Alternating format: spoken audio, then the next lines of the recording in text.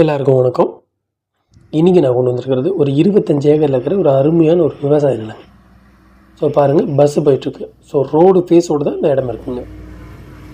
இடம் எங்கேன்னு பார்த்தீங்கன்னா, நம்ம கோயம்புத்தூரில் ஆனைக்கட்டிக்கு ரொம்ப பக்கத்தில் தான் இந்த ப்ராப்பர்ட்டி இருக்குங்க.